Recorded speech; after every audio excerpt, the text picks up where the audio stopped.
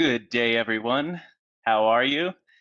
Welcome to the Legislative Director talking about legislative things. And I'm Addison Pollock, not the Legislative Director, but I will be talking about a few legislative things. I want to introduce the Legislative Director, Miss Amber Marr. Hi, Addison. How are you? I'm doing well, thank you. Good. I'm glad to be here. It's good to see you guys. Absolutely. And I'm joined by my counterpart, my co-director of community engagement, Mr. Mad Lamoyo. How are you? Hey Addison, how's it going? Doing well, doing well. Glad to Good. be here with you fine folks. So we had a pretty successful legislative session. I'm hearing things. Amber, do you wanna clue our viewers in on this? I would love to, and I'm so glad that we're just gonna get right down to it because there are a lot of things to discuss today, and I think that even though there were some shenanigans during session that we had to sort of navigate, we did find ourselves in a really good place at the end of session. So we'll just kick it off by talking about. Oh, and just really fast. Um, if any of you were watching the end of session, they did not use the term sine die this year because they actually had to um, just go on a pause. So they were in recess until the fall of the gavel. And what that means is that they have to just basically reconvene later in the year, in the fall, probably to tackle redistricting. So this year we actually did not get to hear sine die, so they had to stay in session and so that they can come back in later in the year. But that was just a little explanation there for you. So let's start out with Senate Bill 3, which was the Telehealth Matters bill. It has already been signed by the governor, and if you remember, this just helped remove additional barriers to telehealth for Hoosiers. And during COVID-19, which I know we're still in it, but last year during the pandemic, the governor went ahead and sort of tried to alleviate some of these barriers by an executive order. And this bill just put a lot of those items into actual law so that people could access telehealth in their homes and they weren't required to be in a certain location. They can use the telephone now, whereas before they couldn't. So there were a lot of good things that have been removed so that individuals have more access to healthcare. So, with that being said, we're going to just keep on rolling here. And the next one that we're going to talk about is actually Senate Bill 141, which is the Central Indiana Public Transportation Project Bill. And I'm going to throw that to Mandala to discuss. Thank you, Amber. Hey, so really, we have some great news. That bill did not make it out of the legislature. I know I've told you guys before that I don't like the term "died," so it just didn't make it out. Right? We were able to defeat that bill, and really, much thank you to you all, the supporters of transit. Our goal was to forever make sure that we are ensuring a dedicated source of transit funding for transit. And so with Senate Bill 141 defeated, we are set to continue to build out the sort of Marion County Transit Plan. So we will keep working on that development along with our friends at Indigo. Continue to keep you guys posted on what's happening there. Continue to check in as well with Indigo to make sure that that's happening. For you all as well, so that you all can enjoy not only red line but purple and blue and all the expanded bus services that comes with that. So big shout out to you guys and supporting the opposition of that bill. Really hopeful that as we move forward that we can build a transit system that the city of Indianapolis can be proud of, and more importantly that other communities across the state can also champion in their own spaces. So thank you guys so much for all your work. I'm gonna kick it back to you, Amber, to keep going. Awesome. Thank you, Mandala. I know that that was a huge success, and it would not have been possible without everyone working on that issue. However, on that same note, while we are so excited about Senate Bill 141, we had a little bit of a surprise there at the end of session regarding House Bill 1191, which I will talk about the actual bill a little bit later. But since we're on the transit topic, just wanted to give a little update that during part of the shenanigans that I was referring to earlier, there was an amendment in the Senate that actually inserted anti-transit language into House Bill 1191. What that basically did, and Mandala can absolutely correct me if I'm wrong, but all of the projects from the red line, what it was going to do is it was going to mandate that Indigo actually pay back all of the utility costs for moving all of those lines and the poles, et cetera, during the building out of the red line, both prior and moving forward to the new purple line, blue line, et cetera, which would have been extremely traumatic because it would have shut everything down again. So this was just another attempt to stop a lot of the build out of the transit system. What is that fair, Mandala? Yeah, that is fair. And then I think the most important piece to remember is that the sort of insert that you talked about only referred to Indigo, right? So Indigo would be the only sort of, if we use terms that everybody understands, developer that would be required to do sort of the repayment back, right? So if you think about if a hotel wanted to build something, in a space, typically the utility folks have the responsibility of moving those lines based on statute. And so that did not change for anybody else but Indigo. So that is the piece that sort of let us know that this was definitely a attempt to cripple and more importantly to sort of stop the progress that Indigo has been making over the last 3 or 4 years in terms of being able to build out the Marion County Transit Plan, since the voters in Marion County overwhelmingly voted to support its build out. So yeah, we obviously extremely frustrated, but also glad that that language didn't make it and didn't make it into the legislator and into statute. So kudos to you guys again for continuing to support the opposition of at every turn, literally every time we made an ask, every time we put out a request for calls, you all made them and did them. So big kudos to you all. Amber was working tirelessly day and night to sort of make sure that stuff does not make it that would injure or hurt Indigo. So big shout out to you all.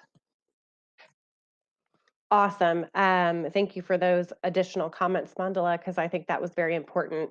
That portion of language would have sort of opened Pandora's box for a lot of things along the way, especially since Indigo was the only organization or service mentioned in that language. So we were very excited that that did not make it into 1191. And as the conference committee report was signed, that language was removed. So as Mandala mentioned, we were excited. However, our work is not done. So please stay tuned as we move through the interim because we will need your help throughout. Just making sure that we do enough this year moving into the 2022 session because we do anticipate that this is going to come back. And so whatever we can do to try to mitigate that, we will be working on that. So we'll have more assignments for you later this year.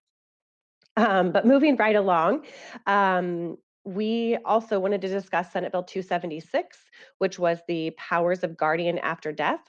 This one has been signed by the governor, and we have talked about it a little bit in the past, I think. Basically, this bill allows guardians to take care of the individual that they are in charge of essentially a lot quicker than before. Guardians were listed at the bottom of the list, so their duties ended upon death. And then that individual had to sort of be placed on hold while a whole list of individuals were called or tried to be contacted in order to live out or take care of their end of life requests. So this just moved a guardian up on the list so the individual won't have to wait as long to be laid to rest. And I know that this is a hard topic to discuss, but it's also a very important one. So we were really excited that this might help people sort of make it to their final resting place a lot quicker. And this was really brought to light during COVID when people had to wait a very long time in order to do that. So we're excited about that one. And then Senate Bill 292, we'll just keep on moving along here, the publication of health facility reporting. This particular bill actually goes back to last year when we worked really hard on trying to get a facility-based COVID-19 web page, or at least a listing of a dashboard where individuals could go to see how many deaths and cases were broken down by long-term care facilities. So we worked really hard with the governor's office, the Family and Social Services Administration, and the Indiana Department of Health to get that up and running. If you guys remember from past discussions about this, and we are very excited, and it's been up since I want to say the end of July or mid-August. And what this bill does is it actually just puts in code that this particular dashboard has to stay at least until 2022. So while we did not need legislation to continue to have this dashboard, because the Department of Health can make that determination, but they can also make the determination to take it down. So basically what this legislation does is it just allows it to remain as mandatory, as a mandatory sort of posting at least until 2022. And a lot of the legislators that were on that particular bill did say that if we're still not out of the woods, which we probably won't be when it comes to COVID, they would be willing to, during session of 2022, go ahead and kind of push that date back again to make it mandatory to keep that for at least an additional year. But we'll see where we are at that point. So we are just excited that we played a role in that, as well as the original dashboard. So moving right along, we've got a lot of broadband bills that we were a part of, as far as really supporting the expansion of broadband to both the unserved and the underserved, whether it comes to infrastructure or just dollars to help continue to move that forward. And those all were Senate Bill 352, which was the broadband development, Senate Bill 359, which was broadband projects, Senate Bill 377, which was broadband development, and then House Bill 1449, which was broadband development. As you can see, the legislature really put broadband at the forefront this year. Again, COVID really helped bring to light things that were already an issue maybe, but just weren't as high on the priority list. I mean, Indiana really has been trying to prioritize broadband, but after COVID, as you can see with all of these bills that are really trying to move that forward, it became a huge issue when you've got parents at home working from home, kids at home,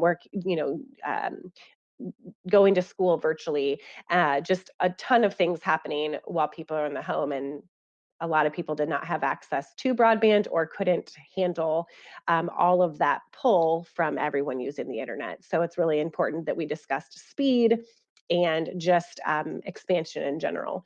And also cost. I think that was another thing that we talked about, was affordability. So a lot of these bills will help address that, and we plan to continue to be involved in all of these things that these bills do, as far as making sure that Hoosiers across the state have access and are able to get a good speed of internet.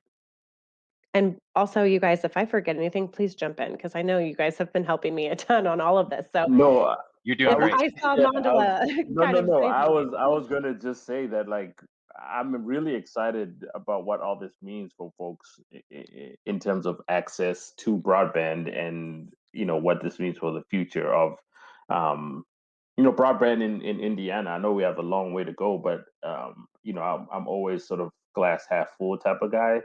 And silver linings. I enjoy silver linings, and so if we can come out of this sort of dark cloud around COVID with better broadband access for folks, especially people who live in communities that have limited access for a variety of reasons, whether it's our friends who live in rural communities, or our friends who live in sort of where they have to have paid large amounts of money to access broadband. So, I'm excited to see what this means for the future of the state. I could not agree more. And I don't want to give anything away, but I know we will probably be back in a week or two to talk about some of the federal level work that's also going on around broadband. I won't spoil that right now, because we'll do a longer episode on some of that to get the word out around broadband federally as well. But there's movement all over the place. So we're really looking forward to that. So thank you.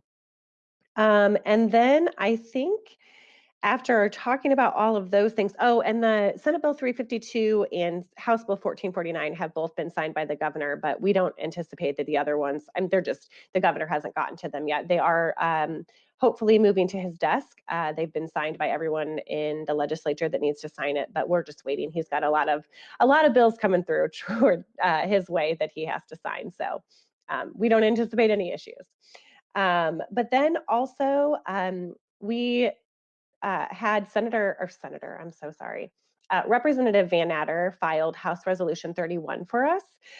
While it was not heard in committee, it actually didn't have to be. The title was Financial Security in Retirement for All Hoosiers. Basically, what this does is, as a resolution for any study committee, the House was not hearing any of those. But by just filing the resolution, that particular topic gets added to the study committee list. And then in May, the Legislative Council will vote on which issues actually get assigned to study committees. So this one we will still be working on to see, hopefully, I mean, we have had this on the list for years and years and it has not gotten chosen. But I really think that we need to continue to inform people just how important it is to look at the status of retirement in Indiana. So we'll be working on that and contacting the Legislative Council and just asking for their vote. It takes 3 out of 4 votes as far as all 4 leaders when they vote on those study committee topics. And so you have to have 3 out of 4 in order to get it placed there. So fingers crossed. I'm going to look at the glass half full, like Mandela said earlier. But we'll continue to let you know and keep you updated on where all of the study committees are as well. And then that takes me to, I am going to throw this to Addison to sort of talk about House Bill 1001, which is our state budget. And there are so many things that he worked on with us. And I would just like to let him sort of update on some really positive news around the state budget. Yeah, absolutely. Thanks, Amber. Yeah, hearing all these wins has got me like really pumped. So I'm excited to talk about the budget. So House Bill 1001 is the state budget bill, and it's the only bill that they have to pass technically, legally. And we actually had a lot of good things come out of that were included in the state budget. So sticking with the broadband point, the budget had received more than or around $250 million in broadband grants, which will be housed within the Lieutenant Governor's office. So a lot of that great broadband legislation we were talking about just a little bit ago, that's going to be complemented with all this new funding that's going to be available at the state level. Moving along, a pleasant surprise, and this was really due to the revenue projection that was higher than expected through the next few years, the next few fiscal years, was Choice, which is our home and community-based services state program. That was slated to receive around $44 million earlier in the legislative session. And we were really disappointed in that. We were working to get it back up to the 2020 level, which was around 48 million, 48.7, I think. And it was actually reinstated to that level of funding in the final version. So we're really excited about that. Choice dollars are critically important to aging in place and aging in your home and community. So we're very pumped about that. And then lastly, Madla talked about transit already, and one of the other transit-related issues that we pay close attention to in the budget is the Public Mass Transportation Fund. This is the state funding mechanism for all of the public transit systems across the state, including Indigo, but also our friends in rural communities who have more demand response transit systems. That funding mechanism received $45 million, which is exactly where we wanted it to be. The governor had submitted that in his proposed budget earlier this year, and the budget bill maintained that funding throughout the legislative process. We were really glad that didn't receive a cut, because cutting transit funding for transit is cutting access to jobs and things like that. So we think that this is critically important infrastructure, and we just want to see more and more funding and resources go to those critically important things to keep people in their communities active and living well. So with that, I don't think I missed anything, but I would love it if Amber wants to fill in any gaps. I'll toss it back to you. Thanks, Addison. No, that was great. And I think it is very exciting as we're talking about all of these things that we were able to accomplish in a very unprecedented year and very interesting session. So I think it's really exciting that we were able to get those choice dollars reinstated, as we find that to be very, very important. As well as the Public Mass Transit Fund, that we were able to continue to keep at that level throughout the process of the budget. So I think, and then the broadband grant, I think that is another thing that, as we talked about, we're just sort of building on other bills that were introduced, and things that we're really looking forward to, keeping track of and seeing what it does for the state of Indiana. So then I think we just have a few more left that I wanted to talk about, and then we can kind of close out with some shout outs. But House Bill 1191, which was the Energy Matters bill, this particular bill actually, we called it Ban the Ban. I know we've talked about this before, but it's a little hard to explain. But across the United States, there have been some local communities that have actually banned the use of natural gas. And what this bill did is it prevented local communities from banning any type of specific energy product, which would include natural gas. As we all know, is that a lot of individuals 50 plus are not able to increase their income. And so natural gas is a cheaper energy source. And by banning natural gas, individuals might have to switch out their units, whether that's stove, washer and dryer, et cetera, from being natural gas to electric, as well as their furnaces. And that can be very costly. This was one of the reasons why we had supported this legislation. But it passed, and we were really excited to get that anti-transit language out of there. Since we were supporting it, once that language went in, we were a little nervous because we could no longer really support the bill as is. But at the end of the day, it made it through, and we're just waiting for the governor to sign it. So we were just trying to keep costs down and allow individuals to be able to choose their energy source in their communities. Okay, and I think the last one we have to talk about is House Bill 1468, which is the Various Health Matters bill. And now you have not probably don't remember this bill because we didn't talk about it. And that's because we had originally talked about Senate Bill 47, which was the coronavirus disease immunizations bill. However, Senate Bill 47 was actually amended into House Bill 1468. They just believed that it was a better place for it. And so Senate Bill 47 did not make it through the process, but the language did. And basically, what that did is it did change a little bit, but House Bill 1468 does have some language in it that provides that the emergency rules that establish the requirements for a pharmacist or a pharmacy tech to administer the COVID-19 immunization to remain in effect until the final rules are adopted. So basically, the reason why we supported this was because we really wanted individuals to be able to continue to have as much access as possible to the COVID-19 vaccine, and this allowed them to continue to do that. So I know that was super quick, but we just wanted to give you just a really like brief rundown of all the bills that we were working on and sort of where they ended up. I know that there will be, and Dan behind the scenes, we can all give him a little wave, even though he doesn't show his face as he's taking care of all of us trying to do this video. But there will be a blog posted on our website.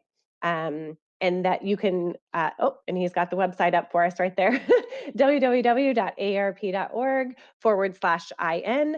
And there will be a blog posted in the next couple of days of a full rundown of each bill. If you had any questions or didn't catch everything that we said or didn't understand what they did, it should all be there, or you can always reach out to us. But with that being said, before we do shout outs, Mandala, Addison, did I forget anything?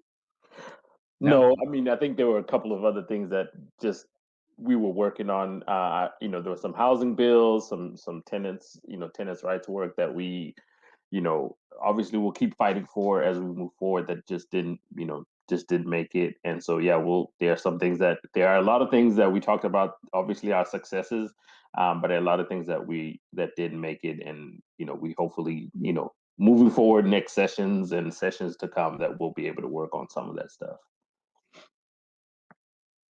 I thought, Absolutely. yeah, sorry, I couldn't get myself off mute.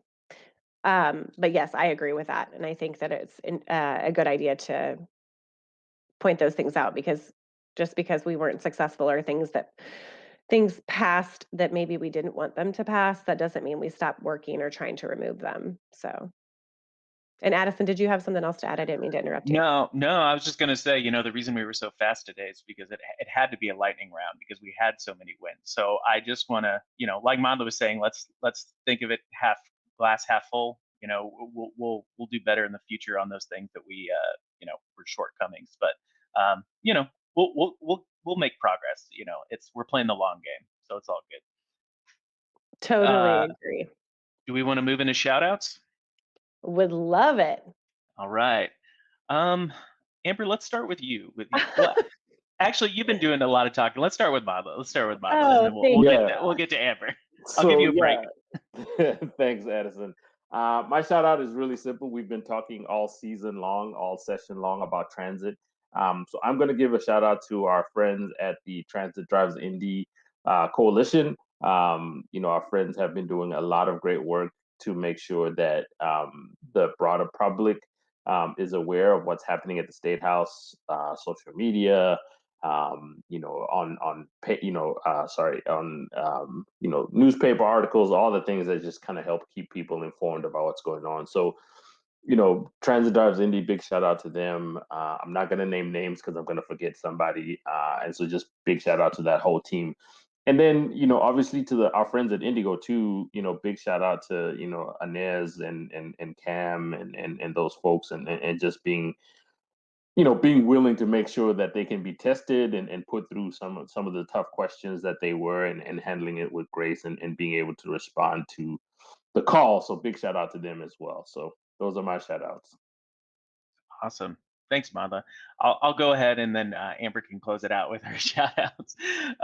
So I'm gonna stick with both the transit and the coalition theme here. We actually had a statewide transit coalition kind of working behind the scenes on the Public Mass Transportation Fund, the PMTF issue.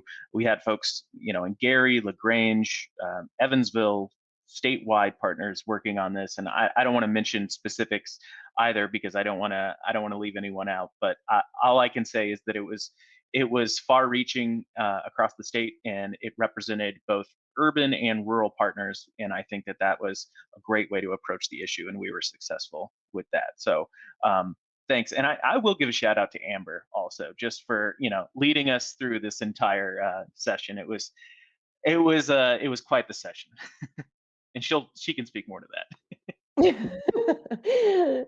Thank you guys. I appreciate that, but that was unnecessary. But um, I will do my shout out really quick, and then I will talk about just kind of closing it out with how this session was. But I wanted to give my shout out to Mark Fisher at the Indy Chamber It's my guy right there. for dealing with me and all of my text messages back and forth, and wanting to make sure that we are always completely informed on what was happening behind the scenes, because I am working from home right now. And so it was really affecting me. I couldn't be there in person, but he was amazing. And I just, the collaborative nature that the Indy Chamber and AARP Indiana that we have is just, I'm very grateful for it. And I just have to say that this session, with all of the things we dealt with, both positive and maybe negatively, it really does not only take a village to help Amber through session, but it also takes a village to help both the positive and negative bills that go through session. And that truly is what these efforts were around the transit, around almost everything we worked on.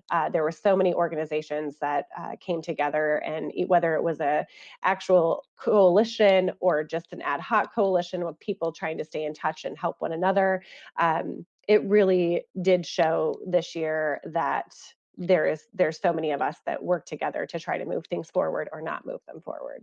And so thank you, Mark, for all of your help and assistance and for working with us both this year and many, many years prior. So we look forward to what the future holds. But that's why I picked Mark. He had to deal with me. Um, but as far as the session, I also just wanted to thank all of my colleagues at AARP Indiana because the session was difficult. Although we had a really great turnout, it was my first session where I did not make it to the State House, and I cannot imagine that has already come and gone. And so we survived, and we did a really good job, but we couldn't have done it without. I couldn't have done it without all of you guys and all of your efforts that you were helping out with and sort of divvying out things. So thank you. And I also, sorry, I keep giving more shout outs, but I also wanted to give a shout out to Mark Schublock for all of his work that he helped us with during session. And so, like I said, it was a village in so many ways.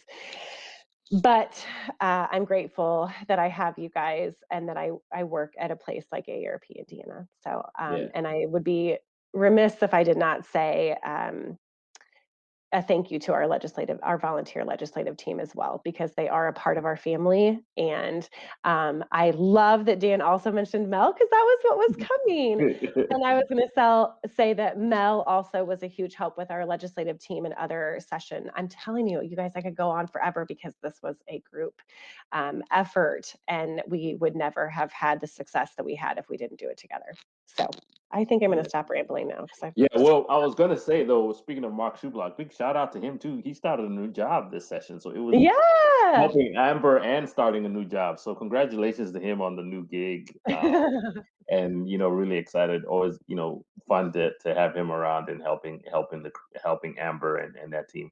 And then one other guy who was a slacker this session that we didn't see anything about except for like the first video is one Jason Thompson. We did not see a lot from the not legislative director. I don't know what that guy's doing, but y'all hound him, figure out where he's at. What he's doing. He told us he's on an interim assignment, but I don't know what that means.